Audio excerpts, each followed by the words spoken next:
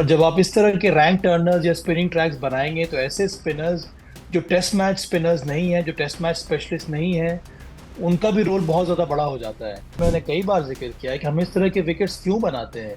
जी। ये पहले test match के बाद भी, पहला टेस्ट मैच हम जो हारे बेंगलुरु में, वहां का विकेट काफी अच्छा था राजीव। हम 46 पर अगर आउट हो जाएंगे तो विकेट जैसा भी हो, हम हर बार मैच हारेंगे। तो भारत ने गलती ये की कि बहुत जल्दी हम पैनिक कर गए और फिर उसके बाद हम लोगों ने ये 2 विकेट बना लिया। अब इंग्लैंड के जी। साथ जो हम लोग श्रृंखला जीते राजीव, वहां पे पांचों टेस्ट मैच हुए, वहां पर इस तरह के विकेट्स नहीं मिले थे। न्यूजीलैंड के खिलाफ मिली करारी शिकस्त के बाद अब तमाम क्रिकेट फैंस के जहन में बड़ा सवाल यह है कि क्या हम स्पिन गेंदबाजी के खिलाफ बल्लेबाजी नहीं कर सकते। तमाम क्रिकेट एक्सपर्ट्स भी अब ये कहने पे मजबूर हो गए हैं कि हम नाम के खिलाड़ियों के पीछे भाग रहे हैं, काम के खिलाड़ी हमें तलाशने पड़ेंगे। और यहां तक कि एक बड़ी डिबेट शुरू हो गई है कि क्या हमें टेस्ट क्रिकेट में एक अलग टीम बनानी चाहिए, क्योंकि अगर बैक टू बैक अगर हम टेस्ट मैचेस हार रहे हैं, वो चाहे न्यूजीलैंड के खिलाफ बात कर लें या बांग्लादेश के खिलाफ जिस तरह का कोलैप्स हुआ उसकी बात कर लें, तो फिर सवाल खड़े होना लाजमी सी बात है। आज हमारे साथ एक ऐसी शख्सियत मौजूद है जो स्पिन गेंदबाजी खेलने में महारत रखते थे। तमाम तरीके के कन्वेंशनल स्वीप की बात कर लें या फुटवर्क की बात कर लें, उन तमाम एस्पेक्ट्स के साथ उन्होंने बल्लेबाजी की और डोमेस्टिक क्रिकेट में ढेरों रन बनाए। और तब के ट्रैक में और अब के ट्रैक में मैं बड़ा अंतर इसलिए कहूंगा कि जब ये शख्स क्रिकेट खेलते थे तब स्पिन गेंदबाजी डोमिनेट करती थी इंडिया में। आज हालात ऐसे हैं कि हम टर्निंग ट्रैक मिलता है और हमारी बल्लेबाजी पूरी तरह से एक्सपोज हो जाती है। हम बात कर रहे हैं इस सीरीज के चश्मदीद गवाह और कमेंट्री कर रहे हैं सबा करीम की, पूर्व विकेट कीपर सेलेक्टर के साथ साथ अलग अलग पदों पर वो रहे हैं बीसीसीआई के साथ। सबा भाई, पहला सवाल मेरा नहीं है, ये फैंस का सवाल है जो मैं आपसे पूछना चाह रहा हूं कि इस सीरीज में आखिर हुआ क्या है और इस दर्द की दवा क्या है। सीरीज में जो हुआ वो सब लोगों ने देख लिया राजीव। जी। अब कई तरह के सवाल उठ रहे हैं, इस समय उठने भी चाहिए। और मुझे ये लग रहा है कि ये बस होने ही वाला था जो इस बार हम्म। हमें देखने को मिला है। जब आप इस तरह के विकेट बनाएंगे जहां पर स्पिनर्स को बहुत ज्यादा मदद मिल रही है पहले दिन से ही, और आपका मुकाबला एक ऐसी टीम के साथ हो रहा है जिसके पास, देखिए, टॉप क्वालिटी स्पिनर्स नहीं थे, सिर्फ एजाज पटेल को छोड़ के हम्म। इनके सब के सब जो स्पिनर्स हैं वो सब वाइट बॉल स्पिनर्स हैं, चाहे वो मिचेल सैंटनर हो गए या ग्लेन फिलिप्स हो गए। और जब आप इस तरह के रैंक टर्नर्स या स्पिनिंग ट्रैक्स बनाएंगे तो ऐसे स्पिनर्स जो टेस्ट मैच स्पिनर्स नहीं है, जो टेस्ट मैच स्पेशलिस्ट नहीं है, उनका भी रोल बहुत ज्यादा बड़ा हो जाता है। क्योंकि यहाँ पे जो कंडीशंस है बहुत ज्यादा फेवर करते हैं स्पिनर्स को, तो पार्ट टाइम स्पिनर भी अपना काम कर जाता है। अब पार्ट टाइम स्पिनर या फिर white ball spinners white ball cricket में क्या करते हैं राजीव, सिर्फ एक टप्पे पे डालना होता है। उनको वो ज्यादा टर्न कराने के बारे में सोचते नहीं है, और वो टाइट बॉलिंग के बारे में सोचते हैं। और इस तरह की विकेटों में आपको वही काम करना है, बस टाइट बॉलिंग करनी है। और यही मिचेल सैंटनर ने किया, यही ग्लेन फिलिप्स ने किया। और ऐसे ही एजाज पटेल को जब वो रिदम मिल गया तो उन्होंने पूरी भारतीय टीम को धाराशायी कर दिया। हम्म। तो सबसे तो बड़ी समस्या ये है कि जब जब आप इस तरह के विकेट बना रहे हैं ना, तो आप इस तरह के परफॉर्मेंस के बारे में भी सोचना पड़ेगा आपको, और फिर आपको हम्म। तैयारी अलग किस्म से करनी होगी। मेरे ख्याल में जब आपने ये मन बना लिया था कि आपको स्पिनिंग ट्रैक्स बनाना है, तो उसके लिए बहुत जरूरी था कि आप तैयारी उस तरह से करें। हमने उस तरह हम्म। की तैयारी की नहीं। अब आप देख लीजिए टीम का माहौल क्या है राजीव। टीम में ना आपके पास दो साइड आर्म थ्रोअर्स हैं। हम हम्म। बॉलिंग मशीन के सामने प्रैक्टिस करते हैं, हम साइड आर्म बॉलर्स के सामने प्रैक्टिस करते हैं। एक राइट आर्म साइड आर्म फेंकता है, एक लेफ्ट आर्म साइड आर्म फेंकता है। तो हमारी तैयारी ना वो पेस बॉलर के लिए होती होती जा रही है जी। काफी सालों से। मैं देख रहा हूँ। पर स्पिनर्स के लिए तो कुछ है ही नहीं ना। जी। स्पिनर्स के लिए या तो फिर आपको सिमुलेट करना पड़ेगा उस तरह के कंडीशंस, या आपको मैचेस खेलने होंगे उस तरह की विकेटों पे, हम्म। जो इस बार कोई भी किसी भी टीम मेंबर ने किया नहीं। और तो इसीलिए भाई, समस्या हमारे सामने आकर खड़ी हो गई है। सचिन बाजी ने मैं जब से क्रिकेट कवर कर रहा हूँ या देख रहा हूँ, पहली बार इतना अग्रेसिव मैसेज मैंने ट्विटर पे उनका देखा। और उन्होंने सवाल खड़े किए कि क्या हम प्रिपेयर नहीं थे, क्या हम टर्निंग ट्रैक पे खेलने के लिए तैयार नहीं थे, और अगर ऐसा है तो फिर हमें इस पे बहुत गंभीरता से सोचना चाहिए। मेरा आपसे दो सवाल है। एक तो सचिन बाजी की बात से आप कितना सहमत हैं कि हम टर्निंग ट्रैक के लिए बिल्कुल प्रिपेयर नहीं होती हमारी बैटिंग, हम एक्सपोज हो जाते हैं। और दूसरा, आप जो हमेशा सवाल एक खड़ा करते हैं कि आपके पास वो बॉलिंग अटैक है जो स्पोर्टिंग विकेट पे भी मैचेस जिता सकता है, तो फिर टर्निंग ट्रैक की जरूरत क्या है।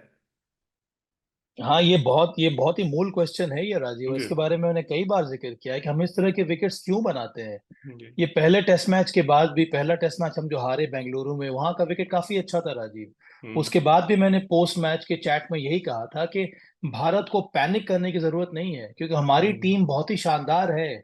हमारे टीम में पेस बॉलर्स भी हैं, अच्छे बैटर्स भी हैं और स्पिनर्स भी हैं। तो अगर आप डिसेंट विकेट्स बनाएंगे, जहां पर पहले 2 दिन या एक दिन पेस बॉलर्स को मदद मिलेगी और 2 दिन फिर बल्लेबाजी बैटर्स को मदद मिलेगी, फिर फोर्थ और फिफ्थ डे स्पिनर्स को मदद मिलेगी, वहां पर जो क्वालिटी है ना भारतीय टीम की, वो जी निखर कर आएगी सामने। और हम उस तरह के मुकाबले जीत सकते हैं। हम हार भले गए थे बेंगलुरु में, वो हम्म तो 2 घंटे की वजह से ना हम हारे। हम 40 पर अगर आउट हो जाएंगे तो विकेट जैसा भी हो, हम हर बार मैच हारेंगे। तो भारत ने गलती ये की कि बहुत जल्दी हम पैनिक कर गए और फिर उसके बाद हम लोगों ने ये 2 विकेट बना लिया। अब इंग्लैंड के जी साथ जो हम लोग श्रृंखला जीते राजीव, वहां पे पांचों टेस्ट मैच हुए, वहां पर इस तरह के विकेट्स नहीं मिले थे। वहां जी पर बुमराह को भी विकेट मिला था, वहां पर सिराज को भी विकेट मिला था, वहां पर आकाशदीप को भी विकेट मिल रहा था। वहां पर भारतीय बैटर्स ने रन भी बनाए थे। फोर्थ इनिंग में ध्रुव जुरेल ने भी रन बनाया, शुभमन गिल ने भी रन बनाया था। और वो एक जी ऐसा विकेट था जहां पे तीनों जो एस्पेक्ट्स हैं क्रिकेट को, तीनों एस्पेक्ट पे मैं बार बार जिक्र करता रहता हूँ। पेस बॉलिंग, स्पिन बॉलिंग और बैटिंग। टेस्ट क्रिकेट का जो विकेट है ऐसे ही होना चाहिए, जहां पे ये तीनों जो एस्पेक्ट्स हैं क्रिकेट के, जो तीनों पहलू हैं क्रिकेट के, वो सामने जी आने चाहिए। वो उजागर होना चाहिए। अगर सिर्फ एक एस्पेक्ट उजागर हो रहा है, इसका मतलब है कि आपने जो विकेट बनाया है वो माकूल नहीं है टेस्ट क्रिकेट के लिए। जी सबसे बड़ी गलती भारतीय थिंक टैंक टीम मैनेजमेंट में यही की कि फिर से वो उसी प्रकार के विकेट बनाने चले गए, जहां पर हम्म स्पिनर्स को ज्यादा मदद मिल रही थी। हमने रैंक टर्नर्स बनाना शुरू कर दिया, इसकी कोई आवश्यकता नहीं थी, क्योंकि हम इस जी तरह के विकेट पे खेलने के लिए हमें अभ्यास है ही नहीं ना। क्योंकि बिल्कुल राजीव, हम डोमेस्टिक क्रिकेट भी तो इस तरह के विकेट पे नहीं खेलते हैं। हम बार बिल्कुल। बार कह रहे हैं ना कि नहीं नहीं डोमेस्टिक प्लेयर्स आ जाएंगे, वो भी नहीं कर सकते हैं। मैं तो सालों साल से डोमेस्टिक क्रिकेट देखता आ रहा हूँ, वहां पर भी अब इस तरह की विकेट नहीं मिलती है। हम्म तो ये तो अजीब विडंबना है ना राजीव, के भारतीय जो डोमेस्टिक क्रिकेट होता है, रणजी ट्रॉफी हो गया, दिलीप ट्रॉफी हो गया, वहां पर जो हम विकेट बनाते हैं, वहां पर हम 3 mm या 4 mm घास छोड़ते हैं। जी वहां पर मुश्किल से एक टीम में एक स्पिनर खेलता है 11 में। हम्म और यहाँ हम जो होम मैचेस खेल रहे हैं, होम सीरीज खेल रहे हैं, वहां पर 3 या 4 स्पिनर आपकी टीम में शामिल और सिर्फ एक पेस बॉलर की जरूरत पड़ती है। जी। तो ये किस तरह की विडंबना है। लेकिन सभा भाई, आप लोग के टाइम पे भी मुझे याद है, आप मतलब क्वालिटी ऑफ स्पिन देखें तो एजाज पटेल हो या मिस सैटनर हो, आप लोगों ने जिन लेफ्ट आर्म स्पिनर्स को खेला, जमीन आसमान का फर्क है। अगर क्वालिटी वाइज बात करें, आज भी क्लब क्रिकेट या हम अपनी स्टेट टीमों में देखें तो उनसे बेहतर लेफ्ट आर्म स्पिनर हमें मिलेंगे। क्या रीजन आप देख पा रहे हैं कि हम लेफ्ट आर्म स्पिनर की सीधी बॉलें नहीं पकड़ पाते हैं? अगर आप पुणे टेस्ट मैच याद करें, 7 में 4 बल्लेबाज एलबीडब्ल्यू होते हैं, 2 बोल्ड हो जाते हैं। मुंबई में भी कुछ ऐसी ही हालात थे। मैं अभी थोड़ी देर पहले एजाज पटेल से भी मैं बात कर रहा था, और उन्होंने कहा कि रंगना हैरत के साथ उन्होंने मिलकर काम किया और अंडर कट करने का जो शाइनिंग पार्ट है उसको हिट करने की कोशिश की उन्होंने। टर्निंग ट्रैक पे गेंद को घुमाने के बजाय एक आध बॉल उन्होंने घुमाई जरूर है। क्या रीजन आप देख रहे हैं? आप लोग भी खेलते थे जिस तरह के स्पिनर्स को, और आज जिस तरह से हम हैंडल करते हैं, डीआरएस के आने के बाद तो और एक्सपोज होते जा रही है हमारी टेक्निक, क्योंकि पैड इतना आगे आने लगा है पहले ही, और सीधा बॉल आपके सीधे पैड पे लगता है या विकेट पे लग रहा है। देखिए राजीव, देखिए हमारे जमाने में हम लोग आए दिन उस तरह के विकेट पे खेलते थे। तो इसी जी वजह से हम लोगों ने, नहीं मेरी, सभी की टेक्निक उस तरह की थी। जहाँ पे हमें मालूम था कि हमें स्पिनिंग ट्रैक्स मिलने वाला है, वहां पर हमें किस तरह के शॉट्स खेलने हैं, हमारा डिफेंस किस तरह का होना चाहिए, इन सब के बारे में अभ्यास था। क्योंकि स्पिनिंग ट्रैक पे बल्लेबाजी करना ऐसा नहीं है ना कि ओवरनाइट आप सीख लेंगे। उसके लिए एग्जैक्टली। सालों साल आपको मेहनत करनी होती है। जिस तरह के आप मॉडर्न डे बैटर्स को देखेंगे ना, हमारे जमाने के बैटर्स से आप तुलना करेंगे, तो मॉडर्न डे जमाने के जो बैटर्स हैं वो पेस बॉलिंग को अच्छा खेलते हैं। हम्म उनको अभ्यास है उस प्रकार के विकेट में खेलने की, इसीलिए हम ऑस्ट्रेलिया, इंग्लैंड, दक्षिण अफ्रीका, न्यूजीलैंड में हमारे बैटर्स अच्छा करते हैं। पर जो हमारे जो पहले के जमाने में स्पिनिंग ट्रैक्स पे खेला करते थे बैटर्स, उनको ज्यादा अभ्यास था। ये बहुत ही सरल है हम्म ये पहचानना। और एक और चीज है राजीव, के डीआरएस आने के बाद ना, थोड़ा मुझे लगता है कि हमारे जो जो नए नए जो कोचेस आ रहे हैं, वो सिखाने का प्रयास कर रहे हैं कि जब डिफेंस आपका सॉलिड तभी हो पाएगा जब आपका बैट जो है पैड के आगे रहेगा। और एग्जैक्टली। ये जो मॉडर्न डे कोचेस हैं वो सिखाते आ रहे हैं। पर जो पहले जमाने जो जिनकी जिनकी जो बल्लेबाजी वो थोड़ा थोड़ा 10 साल 15 साल पहले से शुरू हुई है, उस समय के जो बैटर्स हैं वो अभी भी बैट जो है अपने पैड के बगल में रखते हैं। और इस तरह हम्म की टेक्निक स्पिनिंग ट्रैक पे काम नहीं करेगी, वो कभी भी काम करने वाली नहीं है। हम्म क्योंकि फिर बहुत कठिन हो जाता है चेंज करना अचानक, और फिर ट्राई करना डिफेंस करते समय कि आपका बैट जो है वो पैड के हम्म। आगे आ जाए, वो बहुत कठिन होता है। और तो ये भाई लेकिन परेशानी भारतीय बैटर्स को हो रही है इस समय। सबसे ज्यादा परेशान तो विराट कोहली नजर आ रहे हैं। 4 इनिंग्स में लेफ्ट आर्म स्पिनर ने आउट कर दिया उनको। और पुणे में तो एक में बोल्ड हो गए, एक में एलबीडब्ल्यू हो गए, फिर यहाँ एजाज पटेल चलिए, वो तो अच्छा बॉल था कि लेग स्टंप पे पड़ के बॉल टर्न कर गया। क्या रीजन आप देख रहे हैं विराट का स्पिन गेंदबाजी के खिलाफ इतना स्ट्रगल करना? आज भी एक बहुत बड़ा आर्टिकल आया हुआ है कि परसेंटेज ऑफ उनका आउट होने का इंडिया में लेफ्ट आर्म स्पिनर्स के अगेंस्ट बहुत ही डराने वाला है, चौंकाने वाला है एकदम। अ, वही बात तो वापस आ जाती है ना राजीव के, जो डिफेंसिव टेक्निक है उस पर वो मेहनत करते आ रहे हैं। अगर आपने देखा होगा इस श्रृंखला में भी और इसके पहले भी, जहां तक मुझे याद आ रहा है, बांग्लादेश में भी अब उनका प्रयास ये रहता है कि बॉल के लाइन में ना वो बैट को लाने की कोशिश करते हैं और हम्म। पैड को हटा के खेलने का प्रयास करते हैं। कोशिश वो पूरी कर रहे हैं, पर ओवरनाइट इसमें सक्सेस अचीव करना बड़ा ही मुश्किल रहता है। हमेशा जी। अगर आप देखेंगे ना तो कॉन्शियस डिसीजन है उनका कि बॉल के लाइन में बैट आए, पैड नहीं आना चाहिए बॉल के लाइन में। तो ये वो हम्म। हमेशा से वो ट्राई करते आ रहे हैं। पर अंत में जो जो सबसे सही टेक्निक डिफेंस की स्पिनर्स के विरुद्ध यही है राजीव, कि आपको बैट जो है वो पैड के सामने लाना होगा। अभी हम्म। जितने सारे इंडियन बैटर्स हैं ना, सिर्फ मुझे लगता है यशस्वी जायसवाल को आप छोड़ दें, वो भी चलिए पिछले इनिंग में उसी प्रकार से आउट हो गए, नहीं हम्म। तो सभी का बैट जो है ना वो पैड के साइड में रहता है। ऋषभ पंत को अगर आप देखेंगे ना तो उनका बैट जो है वो पैड के आगे रहता है। आगे और रहता है इसीलिए जी। उनकी मैं उस पे ही टेक्निक, आ रहा था अभी जी। उनकी जो, हाँ उनकी जो डिफेंसिव टेक्निक है ना बहुत ही स्ट्रांग है।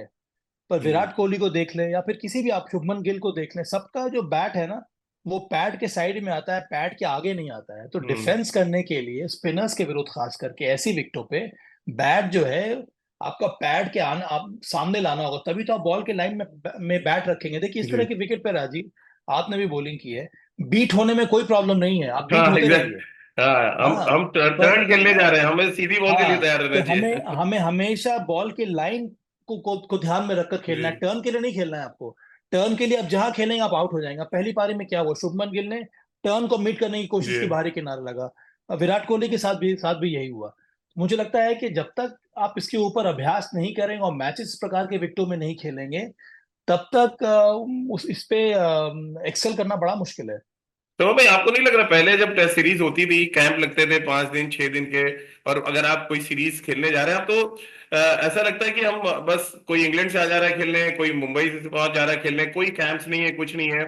ये एक बड़ा फैक्टर है जो कंसीडर करना चाहिए आप अब आज के आने वाले टाइम, क्योंकि अब वर्ल्ड चैंपियनशिप से हम लोग ऑलमोस्ट बाहर हैं। जरूर करना चाहिए। तो मुझे लग रहा है कि 2012 के बाद, इतने सालों के बाद हमें ये एहसास हो रहा है कि हम जी। लोगों ने तो ये मान लिया था ना राजीव कि ये 3-0 जो स्कोर लाइन है ना, वो इंडिया के हक में रहेगी हमेशा होम सीरीज में। हमेशा रहेगी जी। हमेशा। और हमारा डोमिनेंस इतना ज्यादा रहा है कि सभी को ऐसा लगने लगा, कोचिंग स्टाफ को भी, प्लेयर्स को भी, कि अरे होम सीरीज है, न्यूजीलैंड के साथ मैच है, क्या होने वाला है, उतनी तैयारी हम्म। की जरूरत है ही नहीं। इसीलिए हमारे टॉप प्लेयर्स ने वो जो डोमेस्टिक मैच था वो भी नहीं खेला। ये अलग बात है कि हम लोग बार बार बात कर रहे हैं, मैंने पेपर्स में पढ़ा है कि जी। ये इंडियन प्लेयर्स रोहित शर्मा, विराट कोहली को ना डोमेस्टिक क्रिकेट खेलना चाहिए था, वो हम्म। दिलीप ट्रॉफी खेलना चाहिए था। पर आप जरा नजर तो दौड़ाएं, दिलीप ट्रॉफी कौन से विकेट पे हुआ है।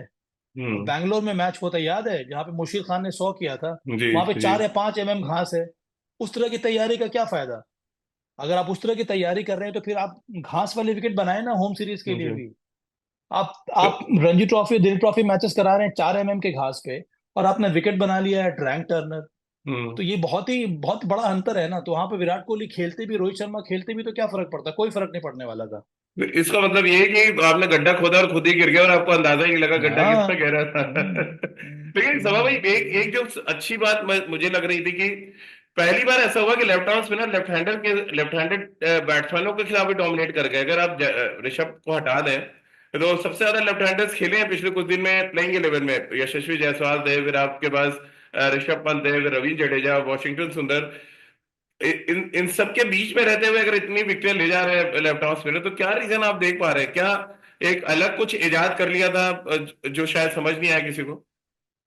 नहीं राजीव, ऐसी बात नहीं, ये विकेट ही जी। ऐसा है ना, यहाँ पे लेफ्ट हैंडर है राइट हैंडर है, कोई फर्क पड़ता कोई नहीं है। फर्क नहीं, अच्छा। कोई नहीं फर्क पड़ता है, बिकॉज सब सारे के सारे स्पिनर्स जो है ना वो काम कर जाते हम्म। हैं। वो सामने कोई भी हो, लेफ्ट हैंडर हो, राइट हैंड बैटर हो, डॉन ब्रैडमैन हो, सुनील गावस्कर हो, कोई भी हो, कोई फर्क जी। नहीं पड़ता है। एक दो ऐसी गेंद आएगी जहां पर आप कुछ नहीं कर सकते हैं, उसके ऊपर से दबाव इतना ज्यादा बढ़ जाता है तो फिर आप जी। ढूंढने लगते हैं ना कौन सा शॉट खेलना है। और एक और बात है राजीव के, देखिए इसीलिए मैं बार बार ये बात दोहरा रहा हूँ कि स्पिन फ्रेंडली कंडीशन में खेलने के लिए ना आपको मन बना के जाना होता है कि मेरे पास शॉट्स क्या क्या है खेलने के लिए। हम्म। आप सामने तो खेल ही नहीं सकते ना, क्योंकि सामने खेलने का मौका ही नहीं है आपके पास। जब आप फ्लाइट कोई स्पिनर देगा ना तभी तो आप सामने खेल सकते हैं, उसके लिए एग्जैक्टली फुटवर्क जी। चाहिए, वो अलग बात है। पर अब जनरली तो आपको आपको square the wicket he shots खेलने होंगे ना, स्क्वायर हम्म। कट, स्वीप, यही तो आपका शॉट है, या पुल। नहीं तो स्लॉग फिर आप स्वीप कर आगे ले आप। कहाँ या आप स्लॉग स्वीप कर ले, वो अलग बात है। जी। पर आप सामने तो निकल के खेल ही नहीं सकते ना। अगर मैं जी। टाइट टाइट बॉलिंग कर रहा हूँ, बॉल टर्न करी, तो कोई भी बैटर सामने नहीं जाएगा, जी। है चलो ना। भाई, तो लेकिन इसीलिए ऋषभ पंत की बल्लेबाजी को आप कैसे रेट करते हैं? हमने ऑस्ट्रेलिया में देखा है, चैलेंजिंग परिस्थितियों में जाके वो मैच जिता के ले जाते हैं। और जिस तरह से ये इंजरी के बाद आके बैटिंग करी है, तमाम लोग तो ये भी कहने लगे कि फ्यूचर कैप्टन के तौर पर ऋषभ पंत को देखा जा रहा है। कैसे आप उनका कमबैक देख रहे हैं, और इस सीरीज में उनकी बैटिंग स्पेशली और टर्निंग ट्रैक पे विकेट कीपिंग, कितने नंबर आप देंगे उनको? वो मैं तो 12 दे दूंगा 10 में। जी। क्योंकि ये ना, मुझे लगता है कि ऐसा खिलाड़ी 100 साल में एक बार आता है राजीव। जी। क्योंकि मैंने इस बार इस टेस्ट श्रृंखला में ना, इसके पहले भी बांग्लादेश के विरुद्ध और यहाँ पर भी बहुत ही बारीकी से इनको वॉच किया है ऋषभ पंत को। हम्म। चलिए कीपिंग के बारे में हम बाद में बात करेंगे, पर ये कैसा बैटर है जो बॉलर को अपने लाइन और लेंथ में बॉल डालने का मौका ही नहीं देता है। हम्म। किस तरह के स्किल सेट है इस खिलाड़ी में कि उसके पहले ये पहचान जाता है कि किस लेंथ पे बॉल आने वाली है। ऐसे जी। विकेट पे जहां पर हर एक, चलिए राइट हैंड बैटर तो परेशान थे ही, लेफ्ट हैंड बैटर भी परेशान हो रहे थे वो लेंथ पकड़ने के लिए कि जी। उस लेंथ से बॉल टर्न करे, उसका क्या करे। इस बैटर ने तो उस लेंथ पे किसी बॉलर को डालने दिया ही नहीं। जी। चाहे वो एजाज पटेल हो, ग्लेन फिलिप्स हो, या फिर कोई और बॉलर या बैटर या बॉलर क्यों ना हो, चाहे पेस बॉलर हो या फिर स्पिनर क्यों ना हो। और ये कला, ये स्किल ना बहुत कम बार, बहुत कम हम्म। बैटर्स में नजर आती है। और इसीलिए मुझे लगता है कि भारत को बहुत ही ध्यान पूर्वक इस खिलाड़ी को प्रिजर्व करना होगा। क्योंकि तो वही आउट थे इस ऋषभ तरह पंत, की, आप तो मैदान पे थे, ऋषभ पंत आउट थे आपको लगा? अब टेक्नोलॉजी के सामने बहस करना अब जायज नहीं होगा राजीव। जी। जी। कोई कह रहा था कि डिफ्लेक्शन है, कोई कह रहा था डिफ्लेक्शन नहीं है। मैं कमेंट्री कर रहा था उस वक्त, मैंने अनिल जी। से भी ये पूछा कि मुझे ये लगता है ना कि जो हॉकाई जो टेक्नोलॉजी है ना, वो जो जो स्पाइक्स आता है ना, वो ये भी जी। डिसाइड करता है कि वो स्पाइक कितना गहरा है। अगर स्पाइक ज्यादा बड़ा है, इसका मतलब है कि बैट जो जो बॉल जो है उसका संपर्क बैट से हुआ है। अगर जी। बैट का संपर्क पैड से हुआ है तो वो स्पाइक इतना बड़ा नहीं होगा। जी। मेरे ख्याल में ये दो तीन चीजों का ध्यान में रखकर ही पॉल राइफल राइफल ने वो निर्णय जी। लिया होगा। और इसीलिए अंत में वो डिसीजन ऋषभ पंत के हक में गया नहीं। पर जब तक ऋषभ पंत थे, ऐसा लग रहा था कि भारत ये मैच जीत जाएगा। मैच जीत एकमात्र जाए ऐसा जी। बैटर जो बहुत आसानी से बैटिंग कर रहा था। समा भाई, एक एक बात पे किसी का ध्यान नहीं जा रहा है, क्योंकि आप तीनों टेस्ट मैच आप कमेंट्री कर रहे थे। हमारे स्पिनर इतने असरदार क्यों नहीं हुए जितना कि न्यूजीलैंड के हो गए? अश्विन स्ट्रगल कर रहे हैं, सिर्फ 9 विकेट एक टर्निंग ट्रैक पे। अगर आप दोनों टर्निंग ट्रैक देख लें, जडेजा को चलिए लास्ट में विकेट मिल गई, नहीं तो पुणे में वो भी बहुत अवसर के बाहर हैं, गेंदें डाले जा रहे थे। और वॉशिंगटन सुंदर ने बहुत इंप्रेसिव गेंदबाजी इसलिए लगी क्योंकि विकेट टू विकेट वो डाल रहे थे। क्या आपको फर्क क्या लगा मिस सैटनर और एजाज पटेल वर्सेस अश्विन जडेजा, अगर हम बात करें? सुंदर को हटा दे थोड़ी देर के लिए। मुझे ये लग रहा है राजीव कि हमारे स्पिनर्स ने ऐसे बैटर के सामने तैयारी नहीं की है जो स्वीप और रिवर्स स्वीप खेल सकते हैं। जी। एक बार वो वाला शुरू हो जाता है ना, तो ये इतिहास भी गवाह है। ग्राहम गुज आपको याद है ना, इतने साल पहले वर्ल्ड कप हाँ। में और ग्रैम मन्नी बूच, को एंडी उसने स्वीप क्लार्क, कर करके। जितने नाम लिए आप, और क्योंकि मैथ्यू हम एडन, हमारे स्पिनर, गिलक्रिस्ट। हाँ, क्योंकि हमारे स्पिनर्स को ना, अब वो अभ्यास करे भी तो कैसे करें। जी। क्योंकि हमारे बैटर्स में से कोई ऐसा नहीं है जो जो जो नेचुरली स्वीप करता हो। जी। और इसकी तैयारी हम लोग, हमारे दो तीन स्पिनर्स ने की नहीं थी, और उनके बैटर्स ने भली भांति ये परख लिया था कि इस तरह के विकेट पे कौन कौन कौन से शॉट्स हम्म। उनको खेलने चाहिए। जो आगे निकल के भी शॉट खेला ना, वो भी कुछ समय गुजारने के बाद ही खेला। ऐसा हम्म। नहीं है कि आते ही उन्होंने जंप आउट करना शुरू कर दिया। खाली रचिन रविंद्रा ने ये पिछली बार बहुत जल्दी बाहर निकल कर आउट जी। शॉट, बड़ा शॉट खेलने की कोशिश की थी। नहीं तो जनरली आप देखेंगे तो उन्होंने प्रेफर किया है साइड शॉट्स ही खेलना। और एक और बात है राजीव कि उनके पास ये दोनों टेस्ट मैचेस में, या पिछले वाले टेस्ट मैच में, दो ऐसे प्लेयर जिन्होंने शानदार तरीके से बल्लेबाजी की स्पिनर्स के विरुद्ध, वो है डैरल मिचेल और विल यंग, और दोनों लंबे कद के खिलाड़ी हैं। जी। तो रीच का सही फायदा उनको मिला है। रीच का जी। फायदा ये मिलता है कि आपको डिफेंस करने में आसानी हो जाती है, आप स्वीप शॉट खेल सकते हैं। उसके बाद जहां भी आपने थोड़ी बहुत फ्लाइट देने की कोशिश की वो आसानी से स्टेप आउट करके खेल लेते हैं। हम्म। तो ये एडवांटेज उनके पास था, तो उन्होंने तैयारी इस तरह से की थी कि स्पिनिंग ट्रैक पे कौन से शॉट्स उनको खेलना है, कौन से शॉट्स उनको नहीं खेलना है। और हमने सबसे बड़ी गलती यही की हमारे स्पिनर्स ने, कि हमने उस तरह का अभ्यास किया नहीं कि ऐसे बैटर्स जो रिवर्स स्वीप स्वीप खेलेंगे उनके जी। साथ आप कौन से लेंथ से आपको बॉलिंग करनी होगी। हमने एक फील्डर तो लगा दिया डीप पॉइंट में, एक एक रन आपने बचा लिया, पर वो तो रिलीज शॉट है ना, रिवर्स जी। स्वीप, आप तो एक ही रन बचा रहे हैं ना। या आप तो 3 रन बचा रहे हैं, एक रन तो मिल ही जा रहा है बैटर को।